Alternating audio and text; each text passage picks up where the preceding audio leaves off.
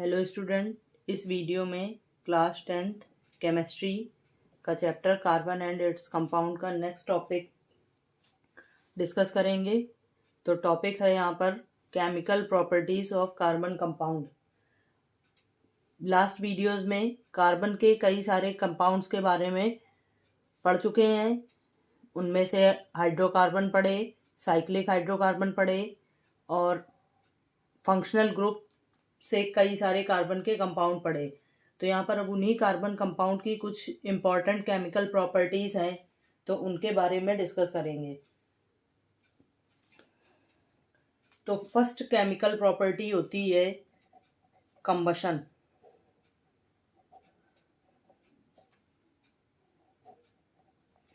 Combustion का means होता है burning.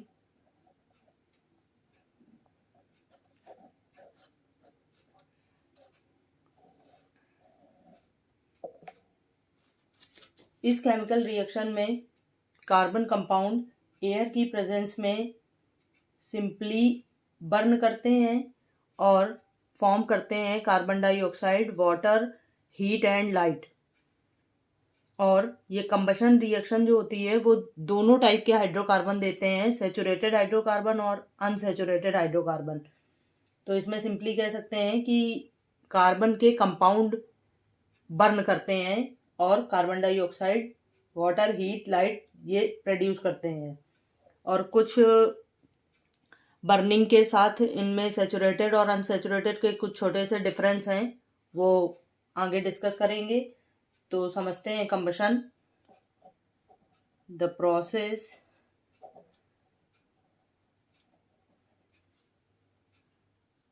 Of burning of carbon compound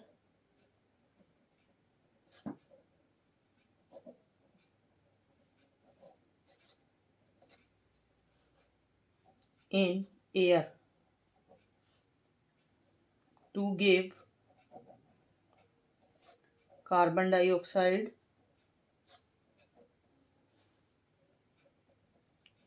water, heat and light.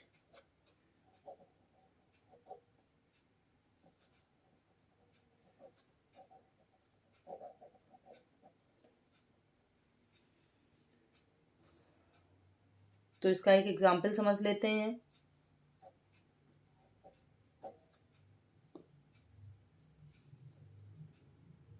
Alkene या alkenes या कह सकते हैं सैचुरेटेड और अनसैचुरेटेड हाइड्रोकार्बन दोनों ही बर्निंग करते हैं और सेम यही कंपाउंड फॉर्म करते हैं। तो इसमें एग्जाम्पल में समझ लेंगे।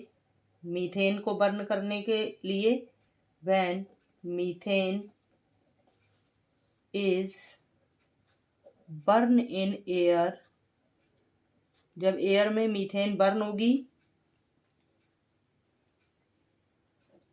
तो फॉर्म करेगी to form carbon dioxide,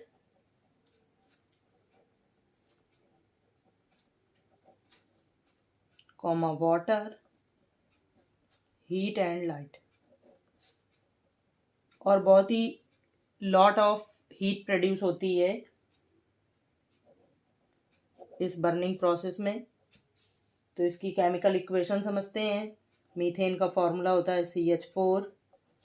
air में ऑक्सीजन जो होती है उसके साथ ये बर्न करता है, बर्निंग होगी, फॉर्म करेगा CO2 carbon dioxide, water H2O, heat and light. ऐसे ही किसी भी अनसैचुरेटेड हाइड्रोकार्बन का एग्जाम्पल लेकर के भी रिएक्शन दिखाई जा सकती है।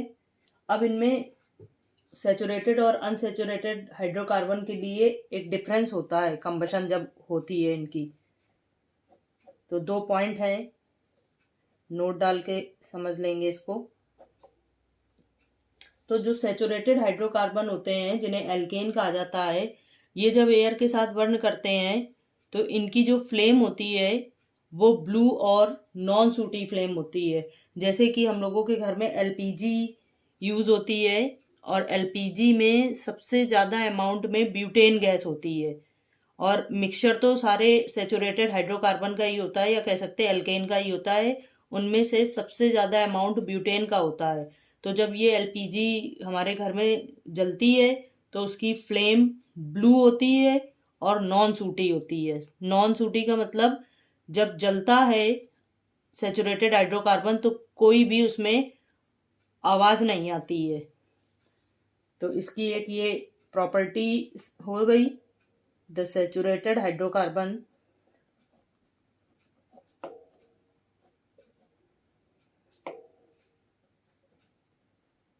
इसी को एल्केन कह सकते हैं। Burn in air with blue and non-sooty flame।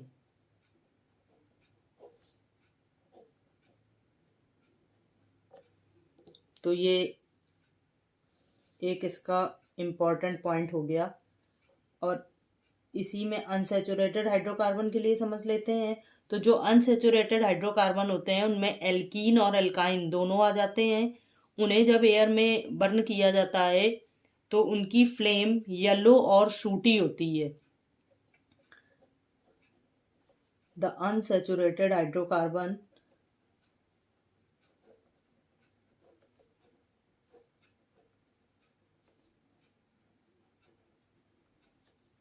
इसी में एल्कीन और एल्काइंस दोनों में से कोई भी हो सकते हैं। Burn in air with yellow and सूटी फ्लेम।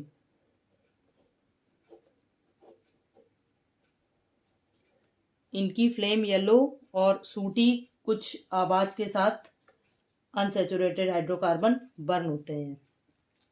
तो केमिकल प्रॉपर्टीज में एक ये इंपॉर्टेंट रिएक्शन हो गई कंबशन। अब इसी की नेक्स्ट रिएक्शन है वो समझते हैं।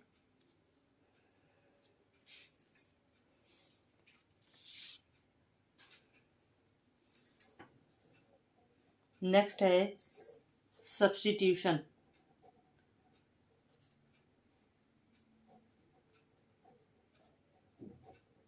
Substitution reaction.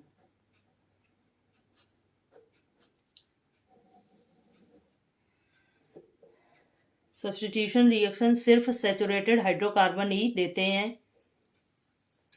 Unsaturated hydrocarbon substitution reaction नहीं देते हैं। तो सब्स्टिट्यूशन रिएक्शन का मतलब होता है जो सैचुरेटेड हाइड्रोकार्बन होते हैं उनका एक हाइड्रोजन एटम किसी दूसरे एलिमेंट के द्वारा रिप्लेस हो जाता है और नया कोई कंपाउंड फॉर्म होता है। तो इस रिएक्शन को सब्स्टिट्यूशन रिएक्शन कहते हैं। और ये जो हाइड्रोजन का एक एटम किसी दूसरे एटम से रिप्लेस होता है तो ये जो प्रोसेस है वो सनलाइट की प्रेजेंस में होती है। तो सब्स्टिट्यूशन के लिए नेसेसरी कंडीशन है सनलाइट का होना। और अभी आपके सिलेबस में क्लोरीन एटम से हाइड्रोजन को रिप्लेस करके बताया गया है। तो इस रिएक्शन को क्लोरीनेशन भी कहा जा सकता है। तो समझ लेते हैं इसको। और saturated hydrocarbon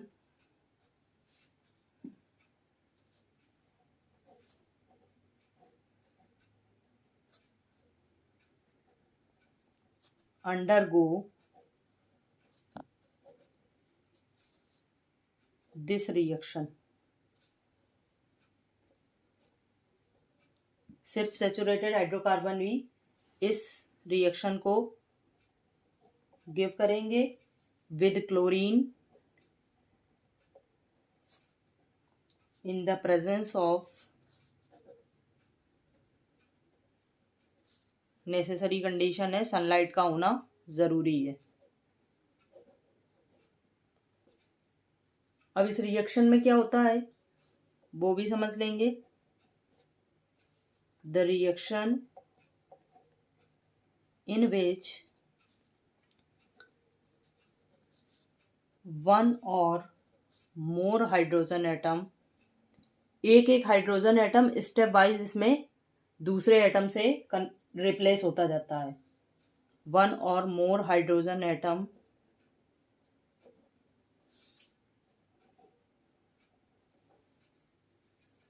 are replaced by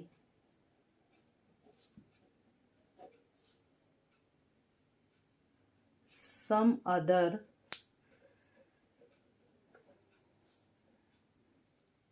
atom like chlorine, bromine,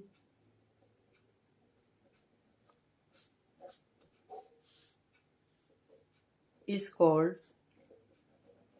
substitution.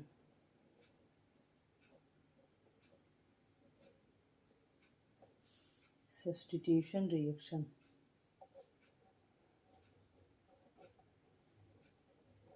और अगर क्लोरीन से हाइड्रोजन रिप्लेस किया जा रहा है तो इस रिएक्शन को क्लोरीनेशन भी कह सकते हैं. दिस रिएक्शन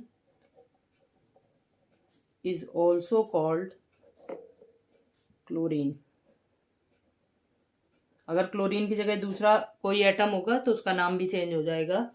तो अब समझ लेते हैं इसका एक एग्जाम्पल. सैचुरेटेड हाइड्रोकार्बन देंगे तो उसमें सबसे पहला सैचुरेटेड हाइड्रोकार्बन मीथेन होता है. उसी का एग्जाम्पल समझ लेते हैं. व्हेन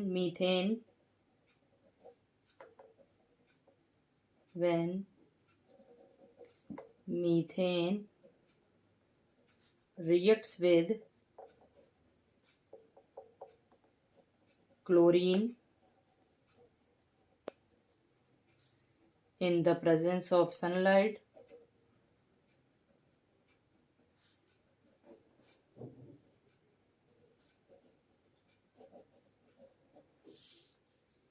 to form chloromethane,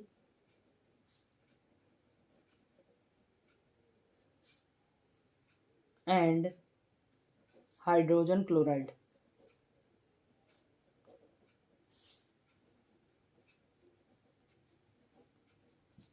इसकी इक्वेशन समझ लेते हैं. मीथेन का फॉर्मूला होता है CH4. क्लोरीन से रिएक्शन करेगा Cl2 in the presence of sunlight. इसका एक हाइड्रोजन और रिप्लेस हो जाएगा क्लोरीन से तो बन जाएगा CH3Cl और बनेगा HCl. ये है क्लोरोमीथेन. IUPAC नेम इस कंपाउंड का क्लोरोमीथेन और कॉमन नेम इसका मिथाइल क्लोराइड. और स्टेप वाइज इसी में आगे और समझ लेते हैं.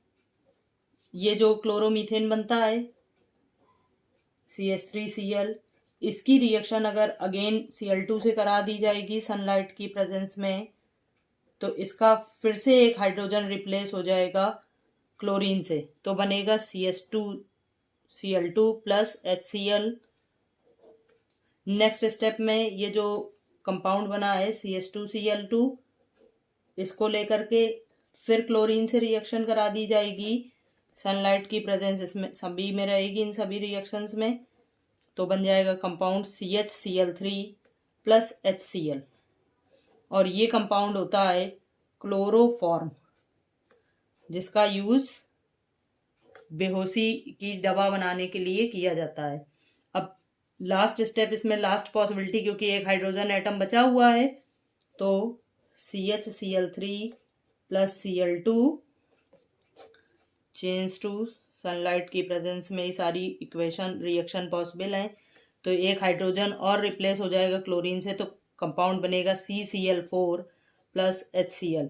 इसे कहते हैं कार्बन टेट्रा क्लोराइड. तो ऐसे स्टेप बाय स्टेप एक हाइड्रोजन एटम क्लोरीन से रिप्लेस होता जा रहा है और अलग अलग कंपाउंड फॉर्म होते हैं. ये सारी रिएक्शन क्लोरीनेशन रिएक्शन कहलाती हैं और सब्स्टिट्यूशन रिएक्शन भी यही है. अब समझते हैं नेक्स्ट एक और important reaction addition reaction.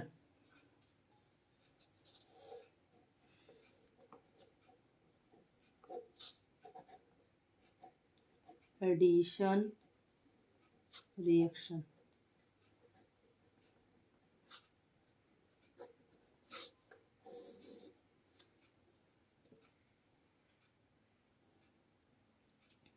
Addition reaction सिर्फ अनसैचुरेटेड हाइड्रोकार्बन ही देते हैं। अब इसमें क्या होता है ये समझ लेंगे। सबसे पहले एडिशन रिएक्शन में जो अनसैचुरेटेड हाइड्रोकार्बन होते हैं, एल्कीन या एल्काइन, उनमें हाइड्रोजन ऐड होती है in the presence of catalyst. अब उस कैटालिस्ट में निकेल, पैलेडियम, क्रोमियम कोई भी हो सकता है। तो इन कैटालिस्ट की प्रेजेंस में हाइड्रोजन अनसैचुरेटेड हाइड्रोकार्बन में ऐड होता है, तो अनसैचुरेटेड हाइड्रोकार्बन कन्वर्ट हो जाता है सैचुरेटेड हाइड्रोकार्बन में। समझ लेंगे। It is characteristics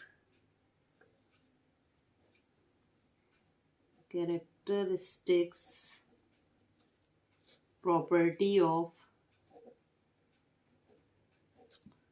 unsaturated hydrocarbon. सबसे मेन चीज यही ध्यान रखनी है कि ये अनसैचुरेटेड हाइड्रोकार्बन की ही प्रॉपर्टी है, ना तो सैचुरेटेड हाइड्रोकार्बन इस रिएक्शन को नहीं देते हैं। अब इसमें क्या होता है ये समझ लेंगे। The addition of hydrogen atom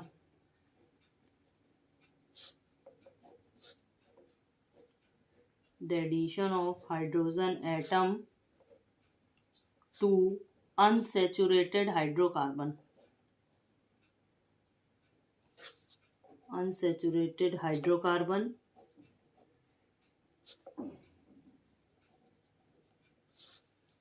in the presence of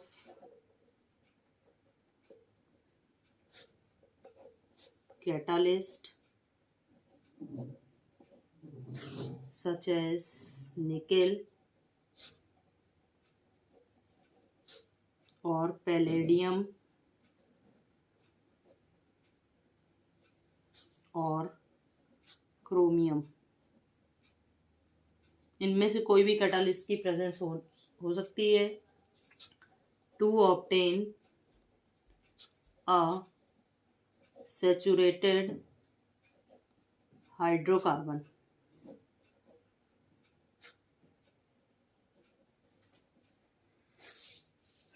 क्योंकि इसमें हाइड्रोजन ऐड होता है तो इस रिएक्शन को हाइड्रोजिनेशन रिएक्शन भी कह सकते हैं। इसका एक एग्जाम्पल समझ लेंगे। अनसैचुरेटेड हाइड्रोकार्बन का फर्स्ट कंपाउंड होता है इथीन। तो जब इथीन में हाइड्रोजन ऐड होता है तो फॉर्म हो जाता है ethane.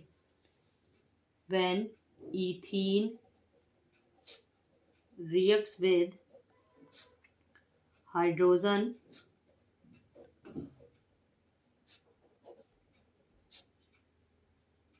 in the presence of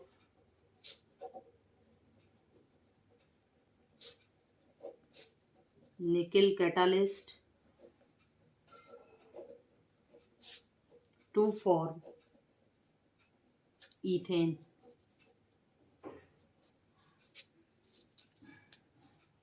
इसकी इक्वेशन समझ लेंगे। इथीन का फॉर्मूला होता है CH2 double bond CH2 hydrogen, और जो इसमें हाइड्रोजन ऐड होती है तो इस प्रोसेस में इसको हीट किया जाता है और निकेल कैटालिस्ट की प्रेजेंस में। तो इथीन में दो हाइड्रोजन ऐड होंगे एक एक, तो बन जाएगा CH3 सिंगल बॉन्ड CH3, या इसी को कह सकते हैं C2H6 जो होता है इथेन। तो अनसैचुरेटेड हाइड्रोकार्बन में हाइड्रोजन ऐड होने पर सैचुरेटेड हाइड्रोकार्बन में कन्वर्ट हो जाता है। यही रिएक्शन कहलाती है एडिशन रिएक्शन, या इसमें हाइड्रोजन का ऐड होना होता है तो इस रिएक्शन को हाइड्रोजिनेशन भी कहते हैं। This reaction is also known as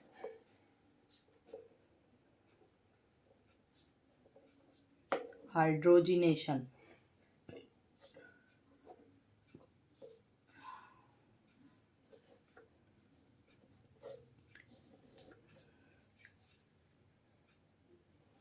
और इसी रिएक्शन का यूज़ किया जाता है वेजिटेबल ऑयल से वेजिटेबल घी बनाने में।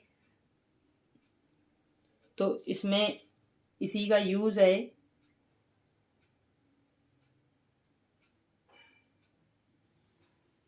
Hydrogenation reaction is used to prepare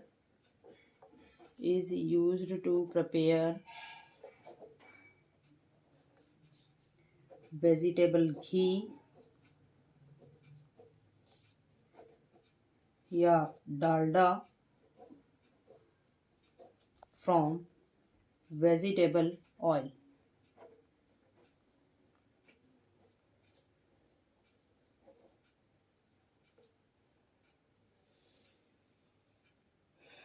अब इसी में हाइड्रोजनेशन ऑफ ऑयल और समझ लेंगे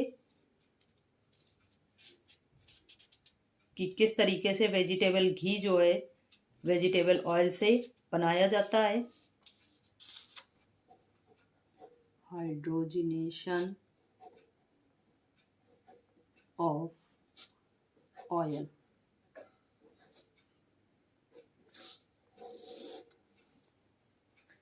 इसमें जो वेजिटेबल ऑयल होते हैं वो सब अनसेचुरेटेड हाइड्रोकार्बन होते हैं और ये सब रूम टेम्परेचर में लिक्विड स्टेट में रहते हैं। और जब इनमें हाइड्रोजन ऐड हो जाती है तो ये वेजिटेबल ऑयल वेजिटेबल घी में कन्वर्ट हो जाते हैं, जो सेचुरेटेड हाइड्रोकार्बन होते हैं और जो रूम टेम्परेचर में सॉलिड स्टेट में कन्वर्ट होने लगते हैं।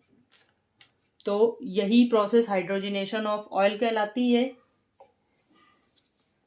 The vegetable oils are liquid are unsaturated hydrocarbon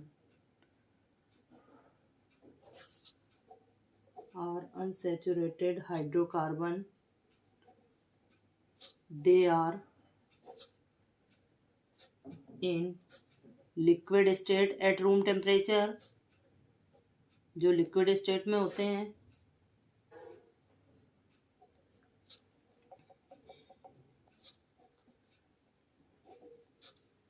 On addition of hydrogen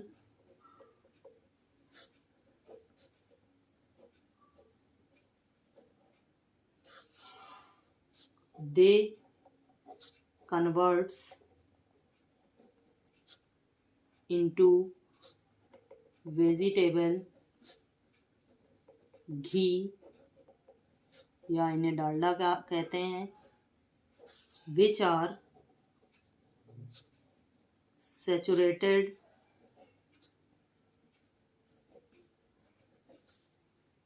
hydrocarbon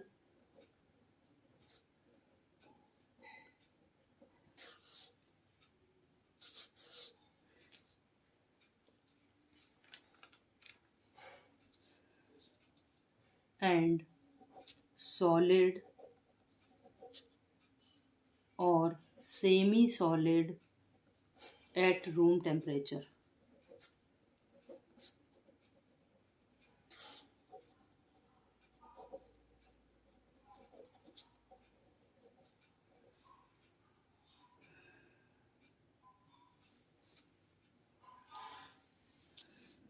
इसकी केमिकल इक्वेशन समझ लेंगे।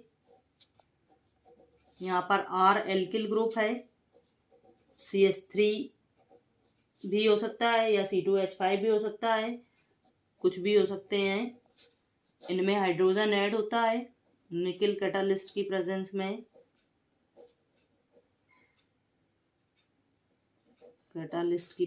में। तो ये जो डबल बॉन्ड है वो कन्वर्ट हो जाता है सिंगल बॉन्ड में और इनमें हाइड्रोजन ऐड हो जाता है तो कंपाउंड बन जाता है C single bond C, R H add हो जाता है।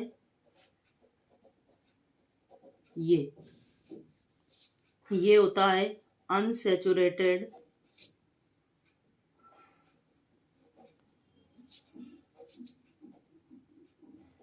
हाइड्रोकार्बन, जो वेजिटेबल ऑयल है। और हाइड्रोजन ऐड होने पर कन्वर्ट हो जाता है सैचुरेटेड